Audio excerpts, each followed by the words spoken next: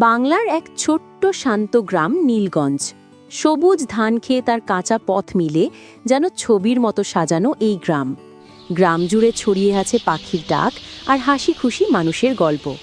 আর ঠিক এই গ্রামেরই শেষ মাথায় একটি পুরনো বড় আম গাছ। প্রতিদিন বিকেলে ওই গাছের নিচেই বসে গল্প করে রাহুল আর অনন্যা। দুজনেই খুব কৌতূহলী আর বুদ্ধিমান। গ্রামের ছোটখাটো রহস্য সমাধান করাই যেন তাদের নেশা। একদিন রাহুল খুব চিন্তিত মুখে অনন্যার কাছে আসে। শোন অনন্যা, আমার বাঁশিটা কোথাও খুঁজে পাচ্ছি না। দুপুরে বাজিয়েছিলাম আর এখন নেই।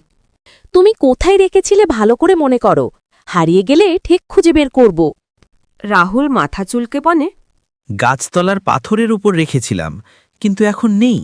দুজন মিলে বাঁশি খুঁজতে বেরোয়। প্রথমে যায় আম গাছের নিচে, খুঁজে পায় শুধু শুকনো পাতা। তারপর যায় নদীর ধারে, যেখানে রাহুল মাঝে মাঝে বসে সুর তোলে, সেখানেও নেই। অনন্যা চারদিকে তাকিয়ে হঠাৎ পাশের দিকে ইশারা করে বলে, দেখ, ওখানে কাদার ওপর ছোট ছোট পায়ের ছাপ। ছাপগুলো ছোট বাচ্চাদের মতো। দুজন চুপচাপ অনুসরণ করতে থাকে। শেষমেশ পৌঁছায় গ্রামের এক বাড়ির উঠোনে।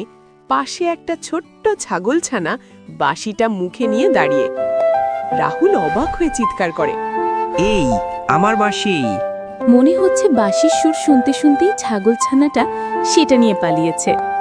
রাহুল ধীরে ধীরে ছাগলছানার কাছে যায়। ছাগলছানা ভয় না পেয়ে বরং বাঁশিটা তার দিকে এগিয়ে দেয়। রাহুল বাঁশিটা নিয়ে মুছে আবার মুখে তোলে। মিষ্টি একটা সুর ভেসে উঠতেই ছাগলছানা লেজ নেড়ে দাঁড়িয়ে থাকে। অনন্যা হাসে, দেখেছ, তুমি শুধু মানুষ নয়, ছাগলছানারও প্রিয় বাঁশিওয়ালা। দুজন আবার আম গাছের নিচে ফিরে আসে। রাহুল বাঁশি বাজায়, অনন্যা হাততালি দেয়। সূর্য ডোবার আলোতে তাদের হাসি মুখে গ্রাম যেন আরও একটু সুন্দর হয়ে ওঠে।